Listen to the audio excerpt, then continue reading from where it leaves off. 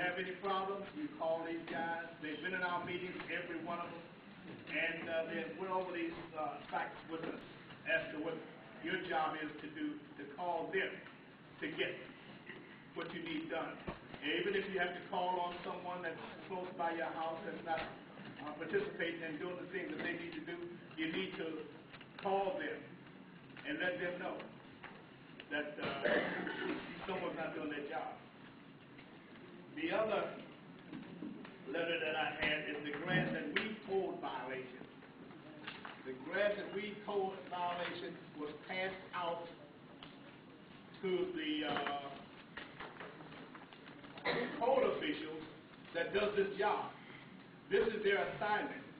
So if you want to know whose job it is in your area, that's the 1st, 2nd, 3rd ward, and perhaps the 4th ward also.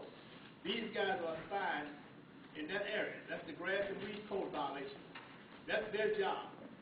And you can always get in touch with them if you're in one of those areas to do what they need to do to get the job done. The other paper that I have here, the We Shall Overcome paper, this paper here that I've had printed out because we want to discuss a matter that took place 2 weeks ago. Matter of fact, on a Monday before the holiday. And it's a matter that I'll leave up to the police department to discuss. I talked with the mayor for, I think, approximately 2.5 hours before the detectives and the police chief and the deputy chief got to the meeting on last Tuesday because of the incident that took place that we will have them to talk about today. These are the parents that the problem that we want to bring up. Very important. Very important. So I don't want to go overboard with this because it's an investigation type of situation. And I'll let the parents talk to you about what they want to talk to you about as much as they want to give you.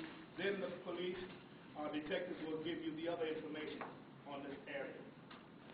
When I talked with the mayor about it, see that corner on 165th in Marshville has been a corner where the bus stops there for kids going to school and coming from school.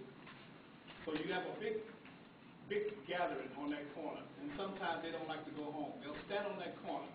If you try to pass by 165th Street, I don't know, coming from Park, all the way over probably to Wood Street, you're going to probably get cursed out or something if you don't get out of those kids' way. And the big thing is that we don't blame the kids all the time for the things that they do and the problems they create. It's the parents' fault because it starts at home. And the problem with that is that the parents are not being held accountable to supervise their kids properly, to get them to do what they need to do, and to come home after school. And this is why you have problems on those corners. They start forming gangs, and they do some things that's really out of the ordinary, things that they shouldn't do. So we had a problem on that corner on Monday the 24th. A young girl was violated on that corner. I called the chief of police on Tuesday to see just what the situation was all about and if he knew anything about it, and he told me that he didn't know it. Matter of fact, he didn't respond to me right away because he didn't get the call. So when he did respond to me, he told me he didn't know anything about it because he hadn't been told. But that's the police department's business there, so they'll take care of that. So because I was so upset about it, as rightly all of us should be, because we have a common duty to get involved in what happens in our community when it happens to one of our youngsters or one of our adults.